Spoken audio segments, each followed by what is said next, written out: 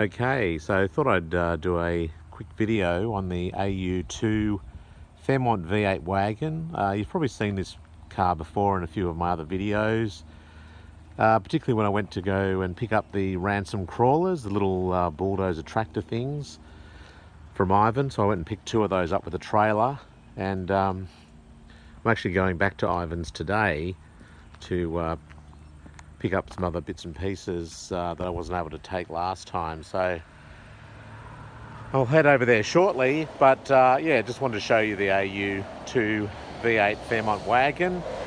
It's a factory V8, which is quite rare. I'm not exactly sure how many they made. The stats are online. I think it was about 120 or something like that. Low production numbers for the V8. And also, being a Fairmont, it was also well equipped. You know, it has power windows, it has cruise control, it has traction control, obviously dual airbags, central locking, power antenna, quite a few features. It's got a sort of a velour interior with the wood grain dash, and it's also got the high series instrument panel. So rather than that sort of more rounded AU sort of instruments, it's got the top part of the dash, which is the high series, similar to the Fairlane and the LTD. So we'll just have a quick look at that. You'll be able to see what I'm talking about. Let's get my shadow out of the shot there. But yeah, so that's the high series dash with the wood grain, which I quite like. The other base, you know, Falcon AUs had sort of more the rounded sort of center part here. Yeah, which I don't think looked as good. But I've been collecting bits and pieces along the way. I've also done some paint work to this car just to improve, because the clear coat had sort of peeled off it, as you'd expect with this car of this age.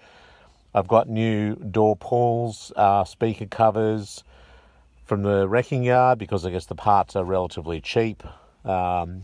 There used to be a lot of AUs in the wrecking yards. There still are quite a few, but the numbers are definitely reducing compared to what there used to be. So that's a good tip, I think, if you're doing a car up, or you're planning on fixing a car up, or if you've got a car that you want to keep for a long time, it's definitely a good idea to go to a pick apart or a wrecking yard and, you know, get the best parts for your car. Things that you know are going to be high wear items. Or if your car has an interior, say the driver's seat's worn, something like that, you know, you can buy some really good seats for, you know, in Australia, probably $80 to $100. You can get a seat in really good condition. I have got an AU1 Forte factory police car, which I'll show you on a video down the track, but they had worn seats, driver's seat, where the police used to get in with their holsters, you know, wore the bolster. So I just found a really good condition, low mileage, original Forte, same interior, same, you know, fabric and so on. And I bought the seats. I think it was about $80 a seat, and I replaced those seats. Just took them out of the original car and then put the new seats in. So that was a really, yeah, so I just really highly recommend it. You know, get the parts while you can, while they're plentiful and while they're cheap. You know, I've bought a lot of parts for this car at very low cost. Front bumper, I replaced the front bumper because mine had a split in it. You can get headlights, tail lights, even things that you think are high likelihood to be damaged in an accident or a parking incident, something like that. Or, as I say, high wear items. Get those parts while you can. I've also got a factory stereo. This has got an aftermarket sort of CD player, which works fine, but I'd like to have the original factory stereo, so I've got that. I've just got to put that in there, and then I've got the PIN number. You've got to then get, you know, the security code, and that sometimes is a bit of a pain in the neck.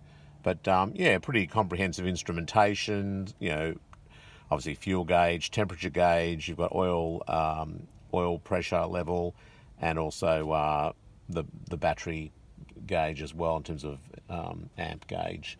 So yeah, really good. I mean, it's got little spotlights up here, or little map lights. You've got a sunglasses holder. You know, there's quite a few features on the car. like I said, these high wear items, I've got new ones of those to put in. I've got a couple of those spare because again, that's something that I think will wear out.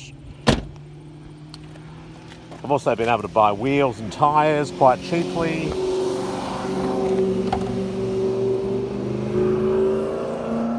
So I'm giving their car a bit of a belt.